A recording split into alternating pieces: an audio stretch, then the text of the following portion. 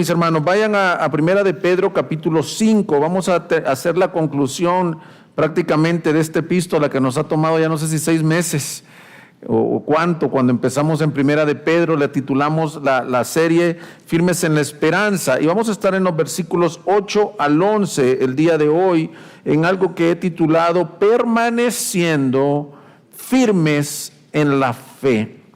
Vamos a leer la escritura, dice así: sed de espíritu sobrio, estad alerta. Vuestro adversario el diablo anda al acecho como león rugiente, buscando a quien devorar. Pero resistidle firmes en la fe, sabiendo que las mismas experiencias de sufrimiento se van cumpliendo en vuestros hermanos en todo el mundo. Y después de que hayáis sufrido un poco de tiempo, el Dios de toda gracia, que os llamó a su gloria eterna en Cristo, Él mismo os perfeccionará, afirmará, fortalecerá y establecerá. A Él sea el dominio por los siglos de los siglos. Amén.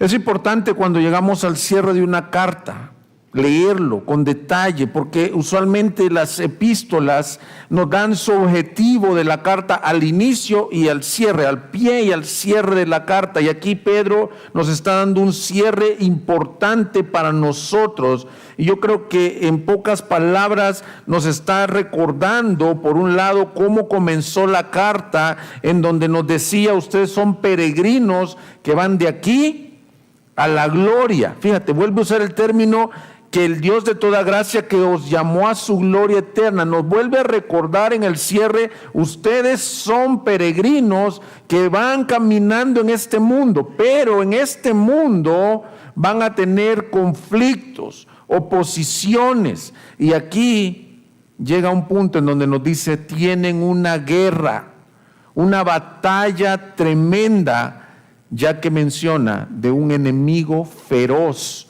cual león rugiente, a quien Pedro llama el diablo.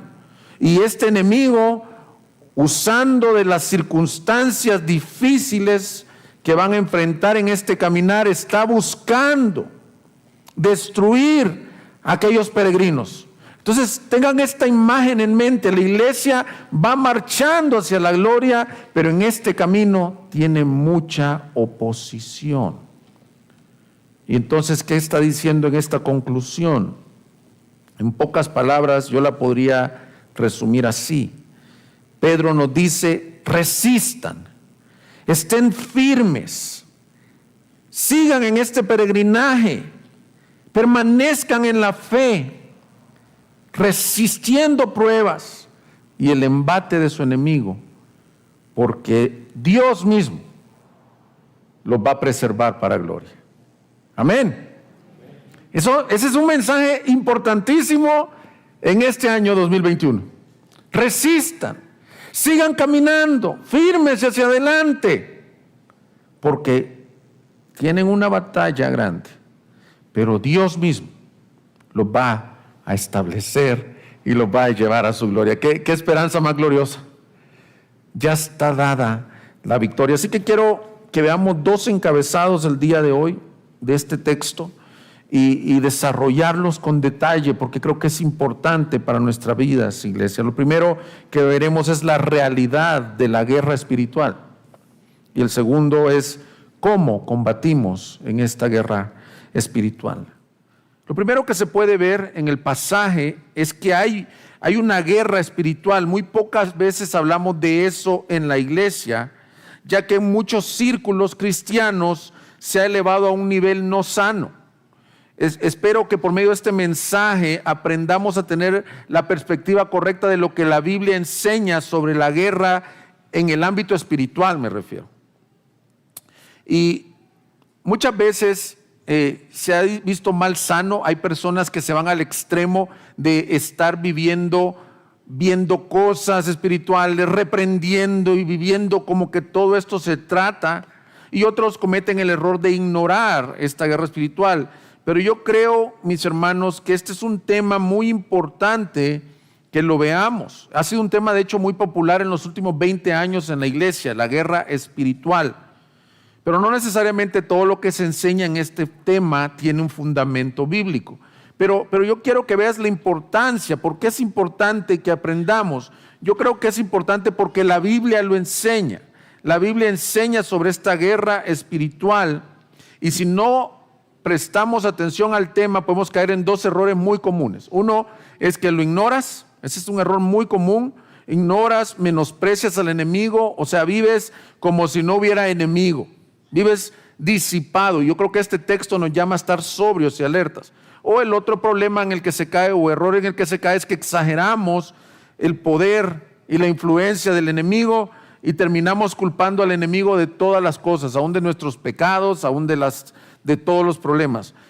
Principalmente yo creo, mis hermanos, que por estas razones debemos de entender qué es la guerra espiritual y qué podemos aprender de este pasaje. Además, que creo que cuando Pedro nos dice sean sobrios, significa estén atentos. Y hay un pasaje en 2 Corintios 2:11 que nos dice por qué estar atentos. Dice, para que Satanás no tome ventaja sobre nosotros, pues no ignoramos sus ardides. Lo voy a leer en la Reina Valera 60 porque yo no sé cuántos de ustedes, al igual que su servidor, saben qué es ardides. Es una palabra del español antiguo. Y dice la Reina Valera 60, para que Satanás no gane ventaja alguna sobre nosotros, pues no ignoramos sus maquinaciones. Es decir, el enemigo está maquinando, está trabajando con el objetivo de detenernos en este peregrinaje, de destruir nuestra alma, como dice aquí Pedro. Entonces, lo primero que este texto nos enseña es bien obvio, pero quiero detenerme en ello, es que existe un adversario. Creo que ya lo sabían, pero Pedro al final de la carta nos lo recuerda. Hay un adversario y hay un llamado a estar velando. No solo como lo dijo en el capítulo 4, que nos dijo estén velando y orando, sean de espíritu sobrio, sino que aquí nos llama a estar velando y orando porque hay un adversario que anda ahí suelto buscando oponerse a los propósitos de Dios. A mí me llama la atención que muchas personas, muchos pastores dicen no prediques sobre el adversario, sobre el enemigo, sobre Satanás porque agarra poder. Bueno, si la Biblia no hubiera querido que nosotros habláramos de nuestro adversario, no nos hubiera dejado tanto versículo en donde nos enseña quién es el adversario, quién es el enemigo del cristiano. Uno de los enemigos del cristiano, el enemigo de Cristo. Entonces, a diferencia, como les digo, del capítulo 4, donde nos dijo sean sobrios, aquí le agrega una cosa: sean sobrios y estén atentos para una batalla. Quiero que tengas esta mentalidad en esta predicación. Es un llamado a estar firmes, por eso el título, firmes en la fe. Así que veremos un poco de cómo trabaja este enemigo de nuestras almas. Veamos algunas características que la Escritura enseña de Satanás. El texto nos deja ver no solo la existencia de este enemigo, sino algunas características. Fíjate, la palabra Satanás, ese nombre significa adversario o acusador. El Nuevo Testamento lo usa intercambiándolo con la palabra diablo más de 30 veces. Es el adversario de Dios y de su pueblo. Es el acusador y el adversario de Dios y su pueblo. Es el acusador de los hermanos. En Zacarías 3 tenemos una instancia en donde está el profeta Zacarías y ve al sumo sacerdote Josué con vestiduras sucias y estaba Satanás para acusarlo. También la Biblia habla de Satanás como el dragón, como la serpiente antigua en Apocalipsis 12:9 y Apocalipsis 20:2, como Beelzebú, que significa el príncipe de los demonios. Jesús mismo se refirió como Beelzebú. Jesús se refiere a él como el príncipe de este mundo en Juan 12:31, en Juan 14:30. Y Pablo habla de él como el príncipe del poder del aire el Dios con D minúscula de este mundo y el espíritu que opera en los hijos de desobediencia. Pero estas son las definiciones de su nombre, pero me quiero detener un poco del texto de Primera de Pedro para ver qué podemos aprender nosotros para no caer en sus artimañas. Pedro nos dice que él es un león rugiente, o más bien dicho, que anda como un león rugiente. Esto nos debería de llamar la atención. Lo compara con un león. Y esta imagen de león no lo está comparando con el león de la tribu de Judá, que es Cristo, en donde se refiere al león como el rey de los animales, por lo tanto Cristo es el rey. No se está refiriendo a esto. Se refiere varias veces como león rugiente, pero más bien la imagen está tipificando a una bestia salvaje, que lo único que está haciendo es ir en pos de la presa. Fíjate lo que Pedro nos enseña comenzando por esto. Es una bestia salvaje, rugiente, buscando destruir, devorar. Esta es una figura probablemente prestada del libro de los Salmos. Dice la Biblia de Estudio de la Reforma, una figura prestada quizás del libro de los Salmos, donde a los enemigos del salmista y a los malvados se les compara usualmente con leones. Por ejemplo, en el Salmo 7:2, buscan mi vida como leones. La metáfora expresa la fuerza destructora del diablo y acentúa la necesidad de estar alerta por parte de los creyentes. C.S. Lewis, el escritor de, entre otros, las crónicas de Narnia, una vez sugirió que los dos errores que cometen los cristianos al hablar de Satanás son que bromeamos sobre él o que lo ignoramos. ¿Te has fijado eso? Lo han ridiculizado, lo han minimizado como un sujeto mitológico con cuernos, con cola, color rojo. Aquí Pedro nos dice, es más que eso. Este adversario está buscando la destrucción del pueblo de Dios y de su iglesia. Por lo tanto, estén atentos. Según este versículo, no es opción ignorarlo o ridiculizarlo. En esencia, este versículo nos dice, despierta, despierta, presta atención. Estamos envueltos en una batalla espiritual y necesitas conocer al enemigo de tu alma y sus características. Debes de entender que estamos en una batalla de vida o muerte. No nos habla de una mascota, no nos habla de un perrito bien bonito, nos habla de un devorador. La Biblia enseña que este león rugiente mayormente busca destruir a los cristianos por medio del pecado. Por eso es que uno de sus nombres es el tentador. ¿Qué es la tentación? La tentación toma ocasión con tus propias pasiones, con las mías también. Y Satanás, estudiando las tentaciones del Hijo de Dios, busca devorarte y destruirte de esta forma, haciendo que tú caigas en pecado, pero pecado destructor. O sea, busca que el propósito final es que te alejes de Cristo, que niegues a Cristo. La mayor forma de devorar a los creyentes, fíjate, si estás tomando notas, es buscar que caigan en pecado. El pecado destruye a una persona.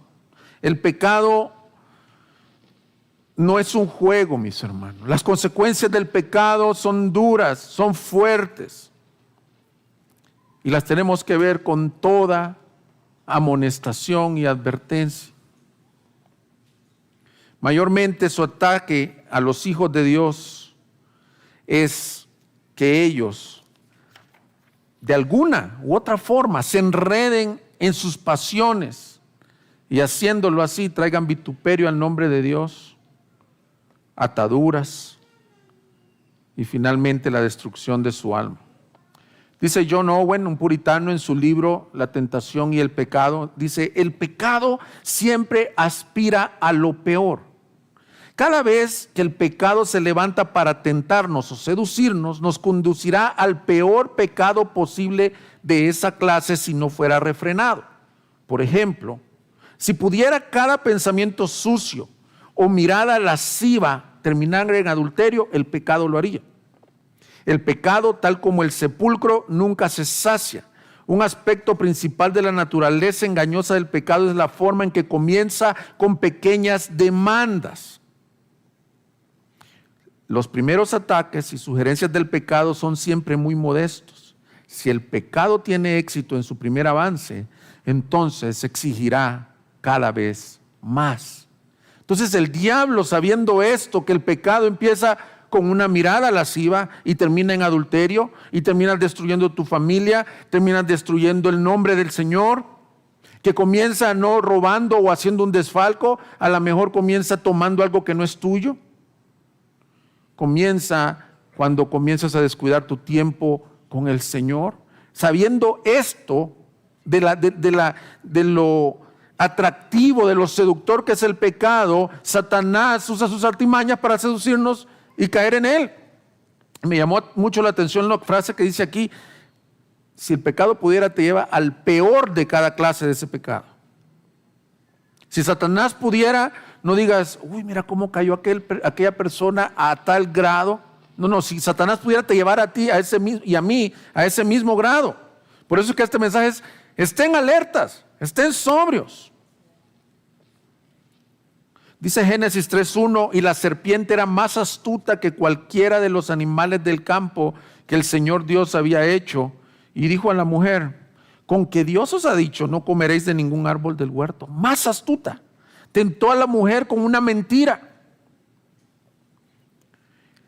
El diablo busca hacer inefectiva la palabra de Dios cuando es predicada. Dice Lucas 8:12, y aquellos a lo largo del camino son los que han oído, pero después viene el diablo y arrebata la palabra de sus corazones para que no crean y se salven. Fíjate cómo está tentando, está mintiendo, pero tú estás oyendo este mensaje, y si la palabra cae junto al camino, dice que el diablo viene y arrebata aquello que Dios quiere que eche raíz para que tengas fe en Él.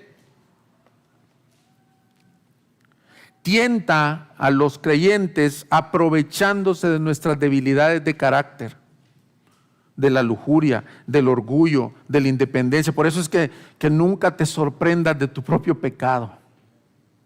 Nunca digas, ya la tengo resuelta. Mira, hay un dicho, eso no está en la Biblia, del mundo, no importa tanto cómo comiences, sino cómo termines.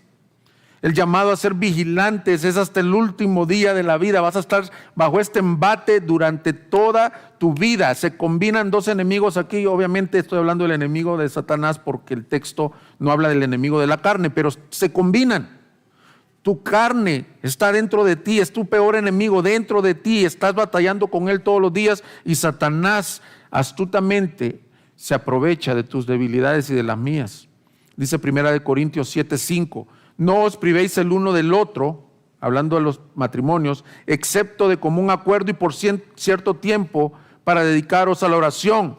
Volved después a juntaros, a fin de que Satanás no os tiente por causa de vuestra falta de dominio propio. ¿Viste?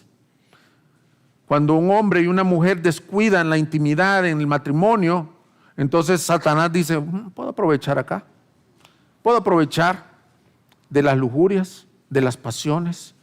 Así funciona, pero no solo es el tentador, la palabra también enseña que es el príncipe de este mundo. Y aquí me quiero comenzar a ampliar. Este león rugiente, obviamente en la figura de Pedro, está imitando al verdadero león, al león de la tribu de Judá. Es una imitación barata del león que es Cristo. Es un león rugiente, un león ahí devorador.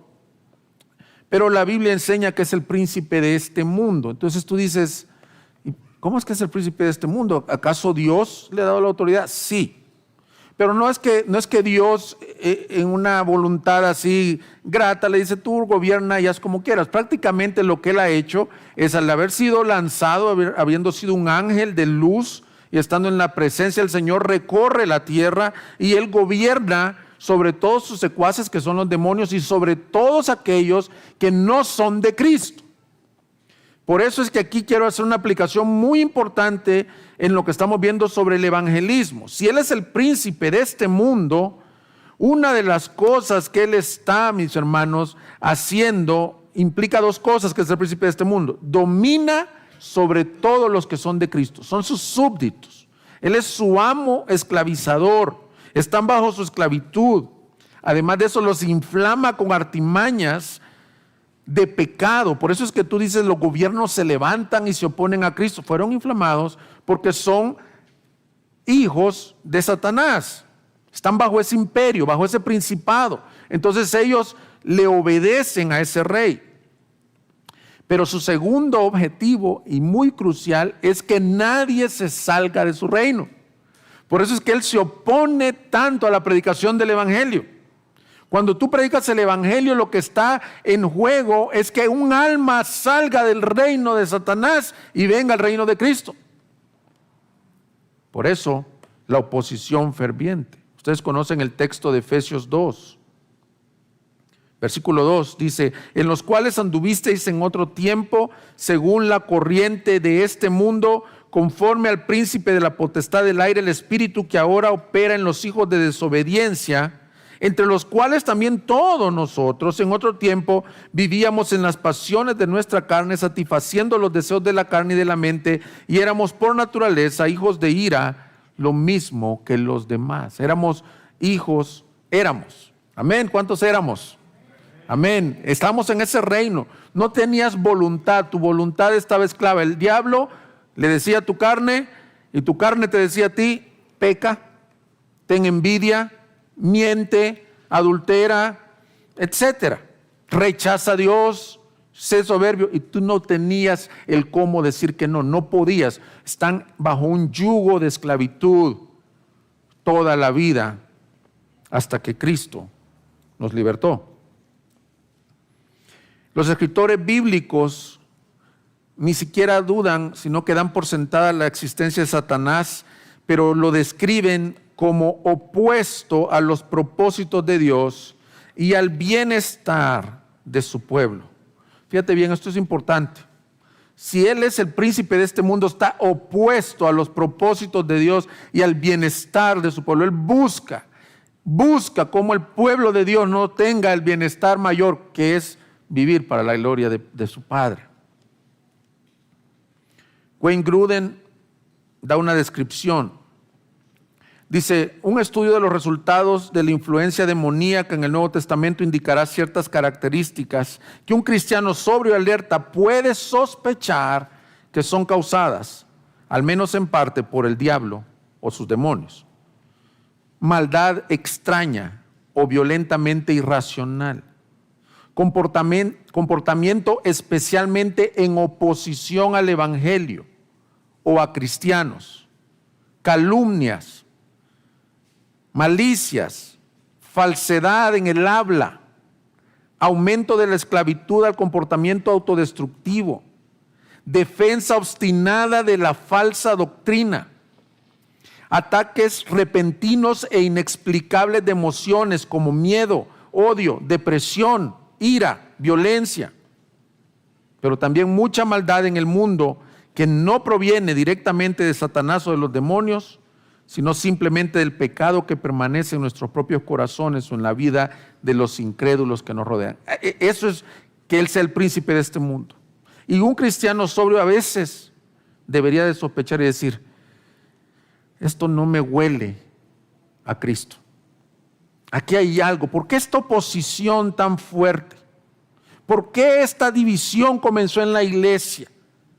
Dice la Escritura, porque el ladrón no ha venido sino solo para robar, matar y destruir. Mas yo he venido para que tengan vida y la tengan en abundancia.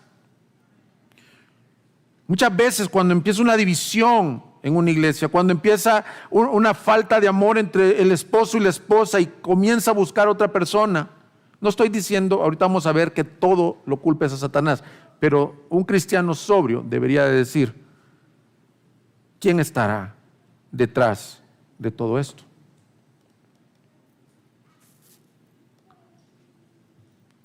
Romanos 1:13 Dice, no quiero que ignoréis, hermanos, que con frecuencia he hecho planes para ir a visitaros. Y hasta ahora me he visto impedido a fin de obtener algún fruto también entre vosotros, así como entre los gentiles. Y en diferentes textos también Pablo dice que ha sido impedido por Satanás, porque quiere ver fruto. Entonces él impide esto. Entonces vamos haciendo algunos resumen de lo que he venido diciendo. Él es un león rugiente buscando destruir la vida de los cristianos, pero no porque tú seas el objeto de su guerra, porque él se opone a Dios. Él es el tentador y usa tus pasiones para llevarte al pecado, a totalmente destruirte.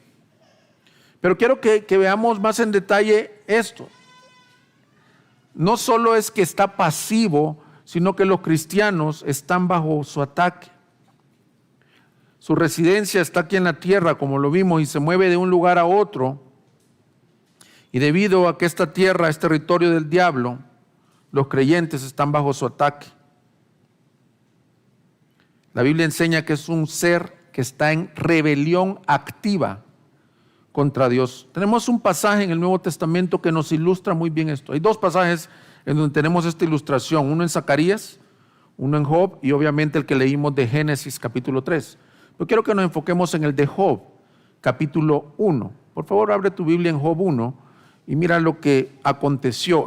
Los creyentes están bajo su ataque. Eso es lo que estoy queriendo ilustrar con Job 1. Hubo un día cuando los hijos de Dios vinieron a presentarse delante del Señor. Estoy leyendo el versículo 6, perdón. Y Satanás vino entre ellos. Y el Señor dijo a Satanás, ¿de dónde vienes? Entonces Satanás respondió al Señor y dijo, de recorrer la tierra y de andar por ella. Y el Señor dijo a Satanás, ¿te has fijado en mi siervo Job?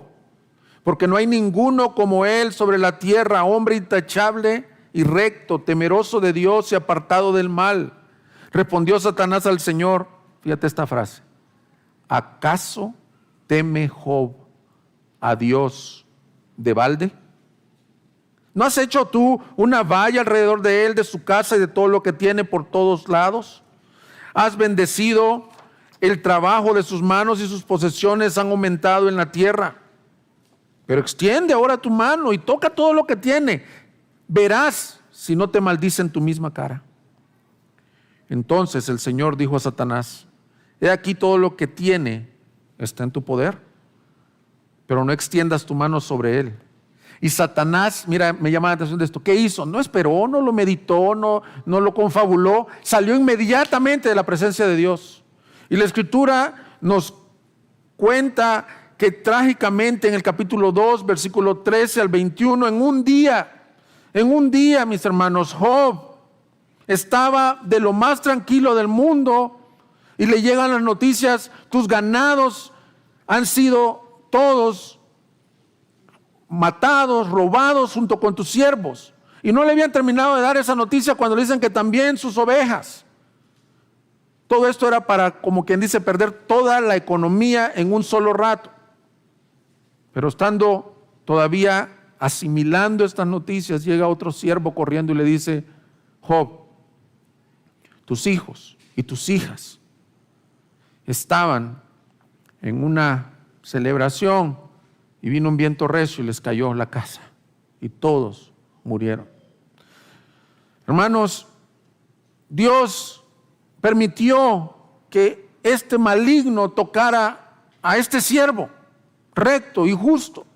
Pero quiero que te des cuenta cuál era el objetivo del maligno. Era que este hombre negara a Dios y le dijera, te adora de balde. Yo no puedo relacionarme con el sufrimiento de Job.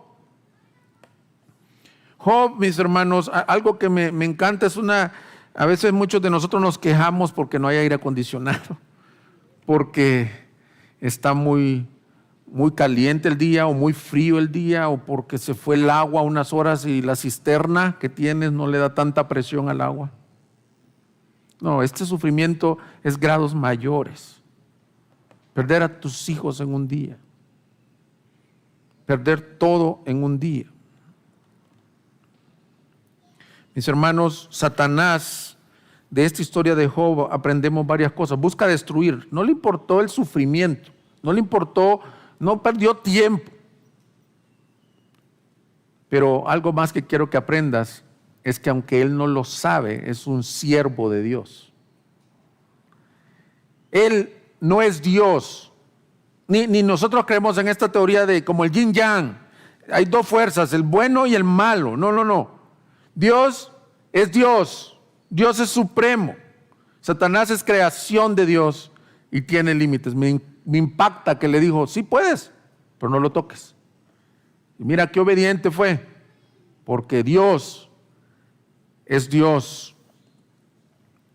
En su libro La serpiente del paraíso, el autor Erwin Lutzer dice, el diablo es tan siervo de Dios ahora en su rebelión como lo fue antes de su caída. No podemos olvidarnos del dicho de Martín Lutero, el diablo es el diablo de Dios. Satanás tiene distintos roles dependiendo de los propósitos y el consejo de Dios, y está obligado a servir a la causa de Dios en este mundo y a seguir los mandatos del Todopoderoso. Hemos de recordar que el diablo todavía tiene poder, pero nos complace saber que solo lo puede ejercer bajo las directrices divinas. Satanás no puede ejercer su voluntad sobre este mundo a su propia discreción y deseo. Es por eso que cuando comienza a tentar, a obrar y a atormentar a los siervos de Jesucristo, todo le sale a la inversa. Aflige a Job y al final Job dice, de oídas te había oído.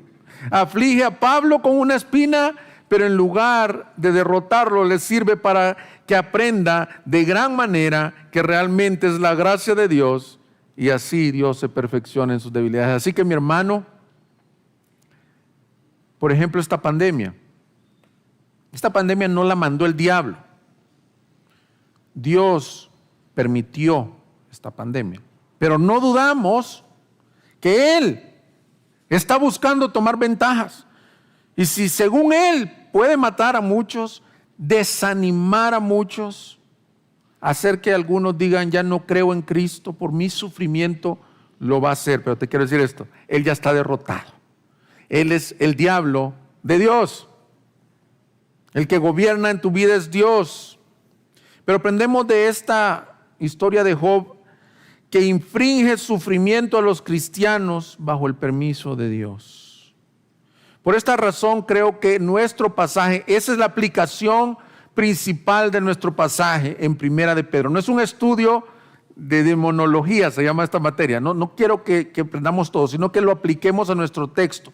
Creo que Pedro nos lo está diciendo en este contexto, mis hermanos. Hay mucho sufrimiento en el pueblo del Señor. Acuérdate, son un pueblo que va caminando hacia el peregrinaje. Habían sufrido, si tú te recuerdas, Dios les dice, no se sorprendan del fuego de prueba que les ha sobrevenido. Y yo me recuerdo que estudiamos aquí que probablemente se refiere a la gran primera persecución en donde se había quemado Roma, y muchos de ellos, nuestra tribulación es grande con la pandemia del 2021, pero la tribulación de ellos era enorme, mis hermanos. Muchos de ellos estaban en las cárceles, otros siendo matados por la causa de Cristo, Satanás tomando ventaja. Entonces Pedro ahora aplica todo lo que hemos estado aprendiendo. Dice, ¿cuál es la tentación de Satanás como león rugiente? Hacerlo dudar de la bondad de Dios en medio de estas circunstancias. Por eso es que nos dice, pero resistirle firmes en la fe, sabiendo que las mismas experiencias de sufrimiento se van cumpliendo en todos nuestros hermanos en todo el mundo. Esta palabra de ánimo es muy buena. Les dice, hermanos, no crean que son solo los que están batallando, no creas que tu experiencia de sufrimiento es singular, sino que en todo el mundo hay esta oposición. Algunos los han echado a las cárceles. Ahora, iglesia, todo lo que vivimos está controlado bajo la mano de Dios. Pero no dudo que el maligno está queriendo muchas veces desanimarte. Dice Apocalipsis 2:10, no temas lo que estás por sufrir. He aquí el diablo echará a algunos de vosotros en la cárcel para que seáis probados. Y tendréis tribulación por 10 días. Sé fiel hasta la muerte y yo te daré la corona de la vida. El diablo, venía una prueba de parte del Señor para ver cuál era su fe, pero el diablo iba a echar a algunos a la cárcel para ver si podía desviarlos de la fe. ¿Y qué les dice Cristo? Sé fiel hasta la muerte. Si es necesario morir, sé fiel. No te enfoques en tu tribulación. No te enfoques solo en lo que estás viviendo ahorita.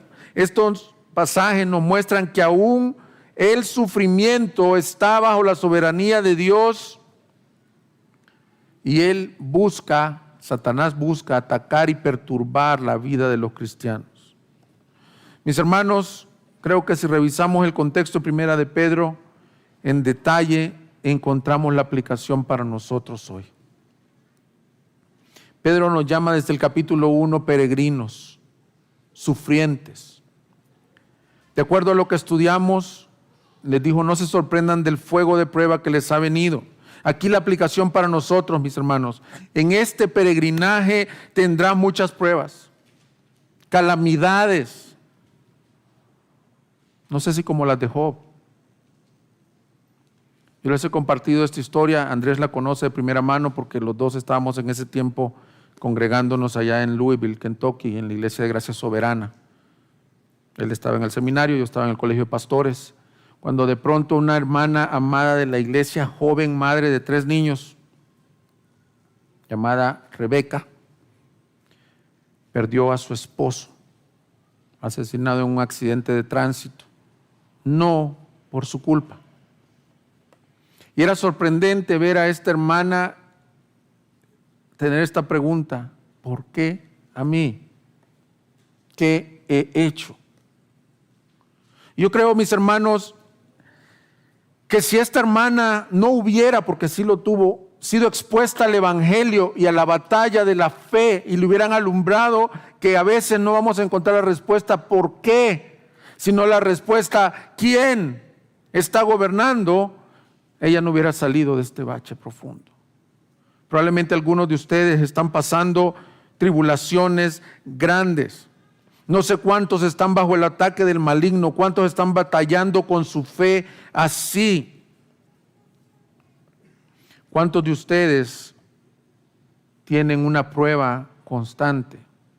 Un hijo que quebranta su corazón, la pérdida de un ser querido, una enfermedad crónica.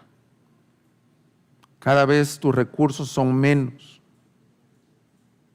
Dios está probando tu fe, pero no dudes que el maligno está queriendo desanimarte en esta carrera, y por eso Pedro te dice: sé sobrio y vela, porque vuestro adversario el diablo quiere que tú digas, no como Job, que dijo Jehová dio, Jehová quitó, bendito sea el nombre del Señor, sino que digas, que maldigas a Dios. Martín Lutero creyó en varios momentos de su vida que él era el objetivo personal de los ataques de Satanás. En ocasiones él podía sentir la voz del diablo acusándolo para desmotivarlo y hundirlo en incredulidad. ¿Cuántos de ustedes han podido escuchar esta voz de decir: tú no sirves? ¿Para qué vas a la iglesia? ¿Ya te diste cuenta de lo que volviste a hacer? ¿Sabes lo que hacía Martín Lutero? Le decía: sigue, que más de las cosas que tú sabes, sabe mi Señor de mí, y en la cruz del Calvario lavó y redimió todos mis pecados.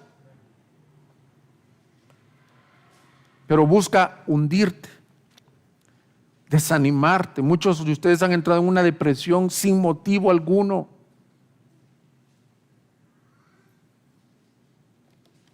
Por eso creo, mis hermanos, que nuestro segundo punto es importantísimo. ¿Cómo combatimos esta batalla tremenda? El texto empieza diciendo con cómo la combates. Voy a ver 4 cosas. ¿Cómo la combates? Sé sobrio y vela. ¿Qué quiere decir esto? No te duermas. Este es diferente al del 4:7. ¿Se recuerdan que vimos sean sobrios para la oración? Bueno, aquí es sean sobrios como en pie de batalla. Si ustedes supieran de que esta ilustración fuera real, como ha pasado en algunos lugares allá de África, ya no es tan común, pero en los lugares de campo abierto en África a veces se soltaba un león rugiente y tú no podías estar dormido o negligente. Tenías que velar en la noche, tenías que estar con antorchas, preparado si no se comía tu tus ovejas, tus ganados, y peligraba tu vida. Entonces, primera forma como vencemos al diablo es velando y orando, lo cual significa estar atentos para la batalla. Recuerdo en la noche del Getsemaní que Jesús les dijo este llamado, este mandamiento específico, las mismas palabras que Pedro. Recuerden que Pedro vivió de primera mano estas enseñanzas y ahora en su carta nos las enseña a nosotros. ¿Qué les dijo?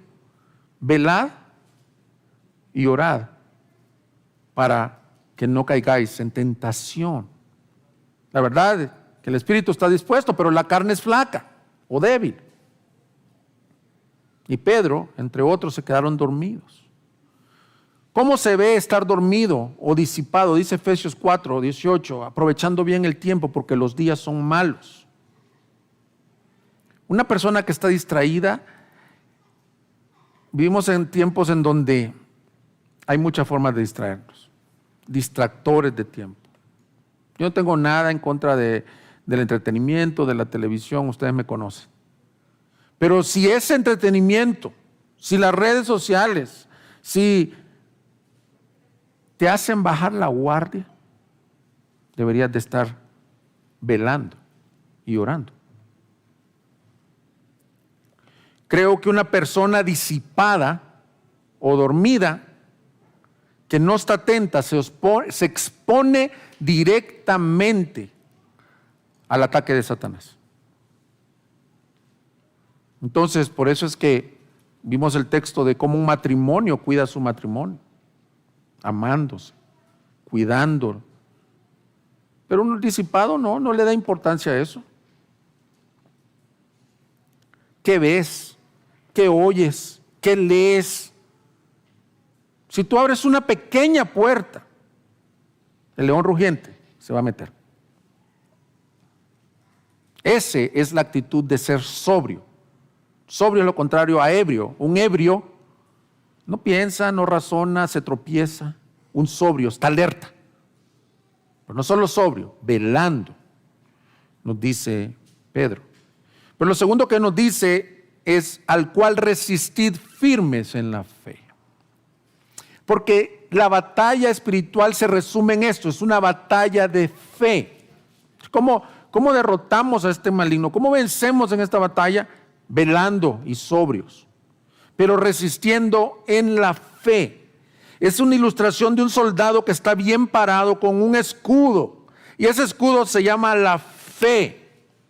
Y la fe debe de ser activada mediante la palabra viva de Dios.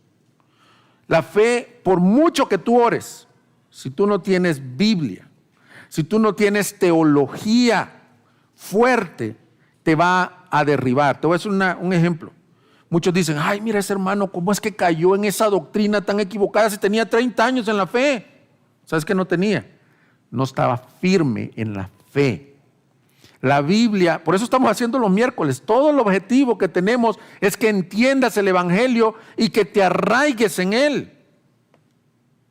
No es una clase, no estamos enseñando clases de biología, de química, estamos enseñando no solo una clase, estamos estudiando la palabra de Dios para que nos dé solidez en la batalla. La batalla es de la fe. Si tú no tienes palabra, cuando venga el ataque del maligno, no vas a tener con qué resistir.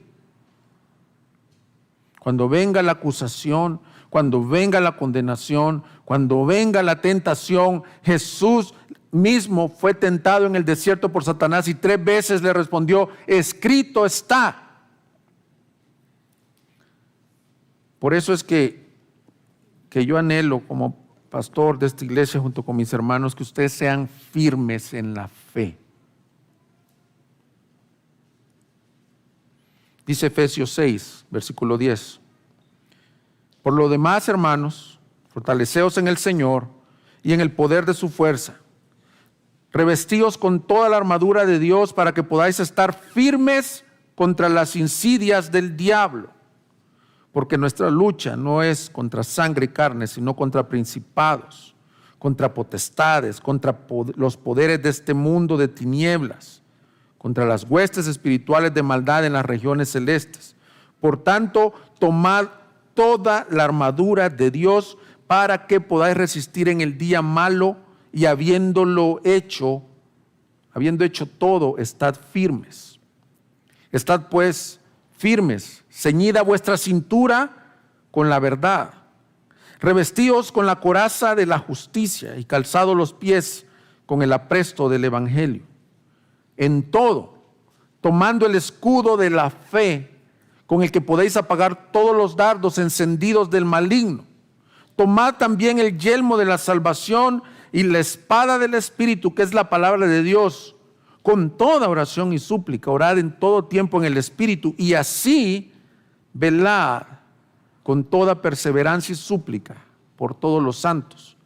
En este pasaje se nos enseña cómo nos hemos de armar, qué elementos vamos a tener en la batalla de la fe: el cinturón de la verdad, la coraza de la justicia, el calzado del evangelio, el escudo de la fe, la espada del Espíritu, que es la palabra de Dios, y la oración en los lugares altos.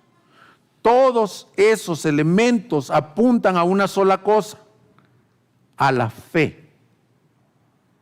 Es la armadura de la fe, el cinturón de la verdad. Tu palabra es verdad. Santifícalos en la verdad. Miren, hermanos, se levantan cada herejía en los últimos días.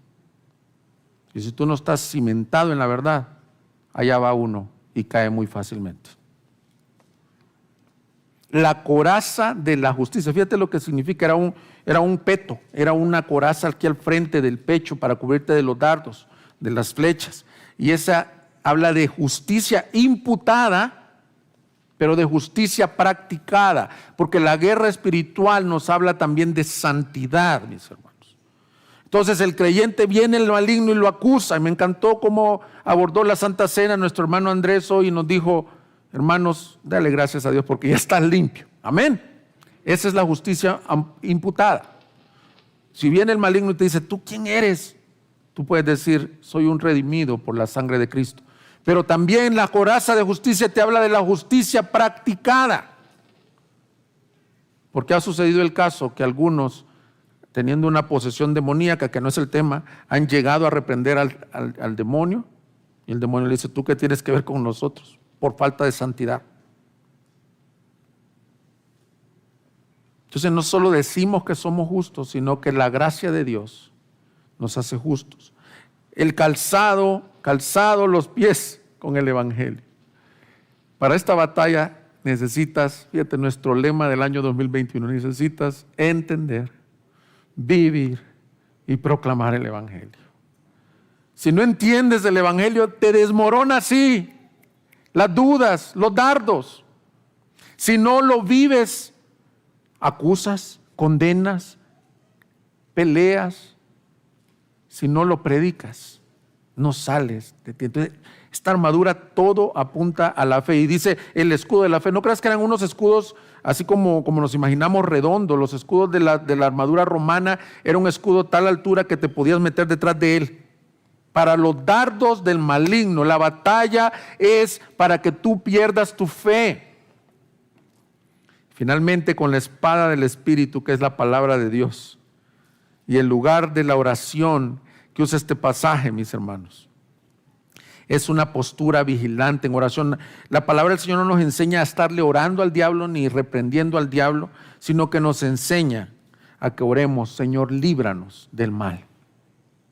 Oración ferviente. Si tú supieras que tu vida está pedida, como le dijo Pedro, Señor, a Pedro: Satanás ha pedido tu vida para zarandearla, lo que harías al salir de aquí es a ponerte en súplica y oración.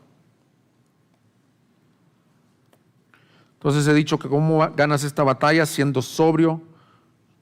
En segundo lugar, resistiendo firme en la fe. En tercer lugar, batallando en humildad y sometimiento al Dios Todopoderoso. Este pasaje, mis hermanos, no está desligado de todas las predicaciones que hemos tenido. Dice el versículo 6: humillaos pues bajo la poderosa mano de Dios, para que Él los exalte a su debido tiempo. La guerra se lucha postrados ante Dios, La lucha se hace en humildad, sumisos bajo la voluntad de Dios.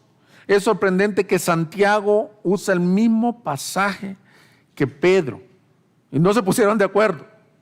Es porque la resistencia a Satanás funciona así bien fácil. Yo me someto, me humillo, hago un lado la soberbia ante mi Dios Todopoderoso. Y eso hace que tú generes resistencia contra Satanás, porque él es el príncipe de los soberbios. Él fue el primer soberbio y vanaglorioso, y dijo: ¿por qué no me adoran a mí si soy igual que Dios? Por eso es que la humildad es lo opuesto a Satanás. ¿Quieres verlo conmigo? Santiago 4, versículo 6 dice: pero Él da mayor gracia. Por eso Dios dice: Dios resiste a los soberbios, pero da gracia a los humildes. Por tanto, someteos a Dios, resistid pues al diablo y huirá de vosotros. Acercaos a Dios y Él se acercará a vosotros. Limpiad vuestras manos, pecadores, y vosotros de doble ánimo, purificad vuestros corazones. Humíllate, santifica tu vida, y el diablo huirá de ti. Antes de la caída lo precede la soberbia. Y no solo es un dicho, mis hermanos. Tú dices: ¿por qué cayó aquel hombre tanto que yo lo admiraba? Si tú comienzas a ver su caminar, es probable que por muchos años venía cultivando orgullo, no oía consejo, se creía sabio en su propia opinión, no confesaba, todo lo que nos enseñó Andrés, no era pronto para confesar, no era pronto para ver sus debilidades, sino que él ya estaba bien. Por eso dice la palabra: el que crea que esté firme, mire que no caiga. Mientras que el humilde, como nos dijo Andrés en la predicación, está sometido bajo la poderosa mano de Dios. Está quebrantado, tiembla ante su palabra. Viene una idea de algún área de pecado y él no dice: yo no tengo esto,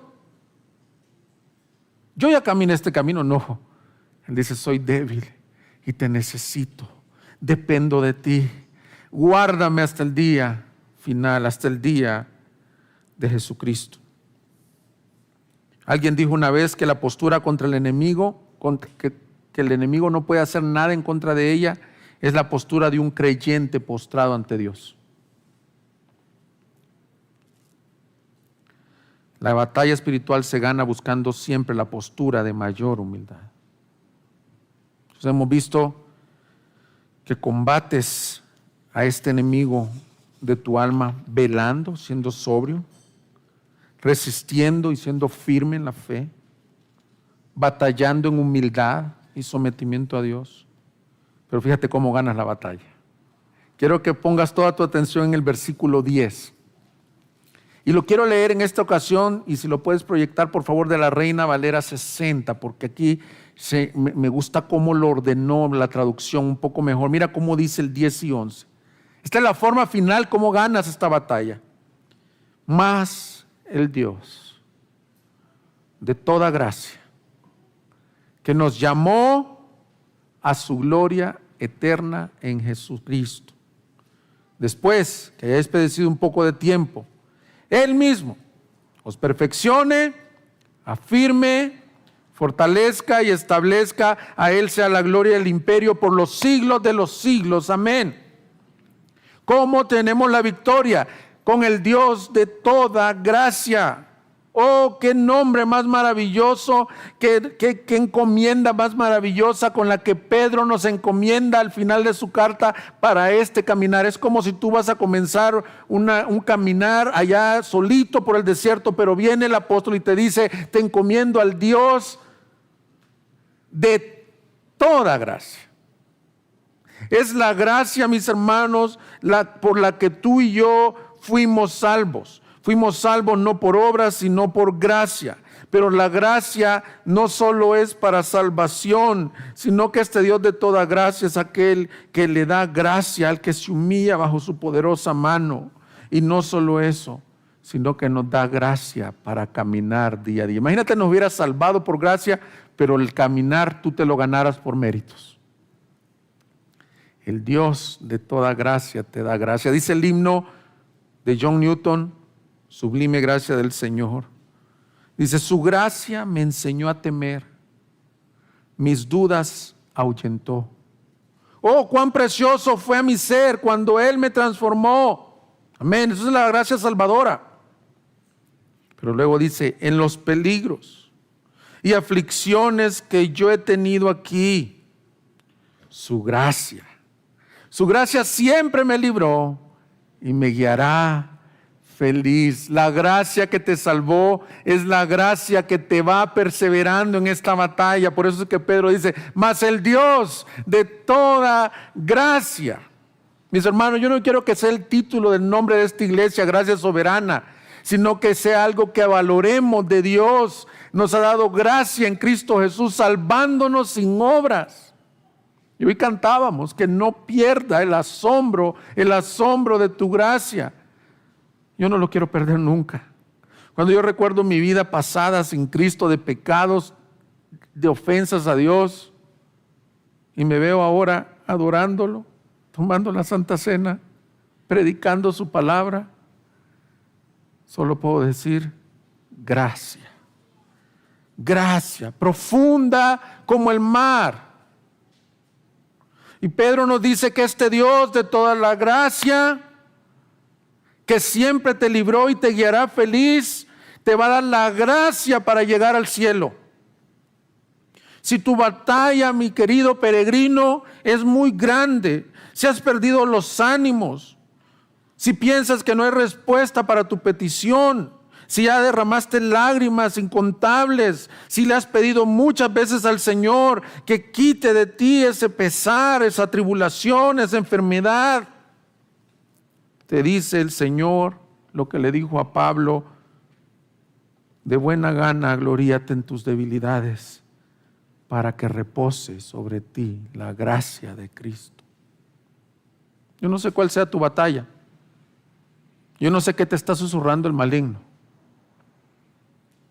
A lo mejor digas, yo estoy enfermo porque soy indigno. Yo perdí el trabajo porque Dios no me ama. Yo tengo años con este padecimiento porque Dios me ha olvidado. Mas el Dios de toda gracia te sostenga, porque lo que dice es que Él promete llevarte a su gloria eterna. Pedro nos dice, el Dios de toda gracia, después que hayas padecido, Él mismo, que te llamó a su gloria eterna. Él promete que a los que antes conoció, también justificó y también glorificó. Amén. Si tú eres hijo de Dios, dice que estás esculpido en la mano de Dios y que Él no te abandonará ni te dejará. Ahora ves toda la batalla, el diablo está diciendo, no, Él te ha abandonado, Él te ha dejado. Y el Señor te dice, yo no te dejaré. El Dios de toda gracia te llevará a su gloria eterna. Así que, mis hermanos, por duros que sean los sufrimientos que estés viviendo y por duros que vengan, yo leo Apocalipsis 2:10 y digo, ay Señor, ¿nos tocará vivir eso también? El diablo echará de muchos de vosotros a la cárcel. Pero por duro que sea tu sufrimiento, confía que el Dios de toda gracia te llevará a su gloria. Y nos dice Pedro cómo. Dice, Él mismo os perfeccione, afirme, fortalezca y establezca. La palabra perfeccionando, mis hermanos, se puede traducir remendando o obrando o restaurando. Es como cuando Pedro y Juan hacían sus redes. Lo que está diciendo es en tu vida, el que te está perfeccionando, el que está trabajando en tu vida, en las redes de tu vida, es Cristo. Cree esto. No te ha olvidado. Aquel que comenzó en vosotros la buena obra, la perfeccionará hasta el día de Cristo. Luego de esa palabra que dice que nos está perfeccionando, dice que nos está afirmando. Y eso habla de poner los pies estables. Establecer nuestra vida, no que un día estás o que otro día no estás, no que te vas a ir al mundo y que vas a negar la fe. No, Él te va a poner tus pies estables, firmes y adelante, decía un himno. ¿Pero por qué? Porque Él nos afirma. La palabra fortaleciendo y estableciendo hablan de lo que ya nos enseñó de la casa espiritual. Él va construyendo una casa con cimiento estable y la va levantando tan sólida. Esa es su iglesia. Y Pedro dice, hermanos, Él mismo está obrando en ustedes, fortaleciéndolos, perfeccionándolos, afirmándolos, estableciéndolos. Y termina la carta con una doxología. Doxología quiere decir adoración.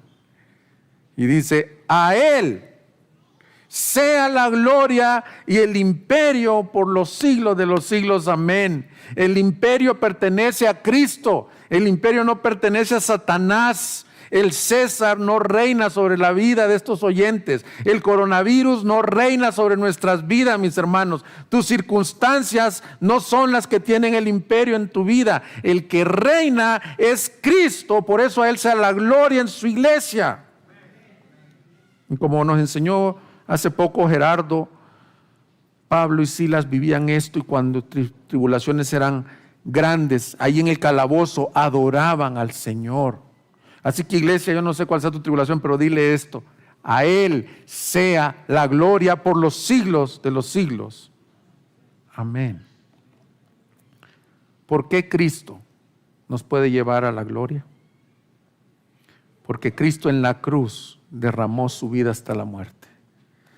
Y cuando el diablo pensaba que estaba triunfando, aleluya, él estaba en verdad perdiendo. Porque en la cruz clavó y derrotó al pecado, al diablo y a la muerte. Él es el Cordero inmolado que por su muerte ha vencido. Por tanto, todos los que vienen a Él son salvos y libres de la potestad de Satanás y tienen esta promesa de gloria eterna. Ven a Cristo hoy para que seas librado del mal más grande que tienes.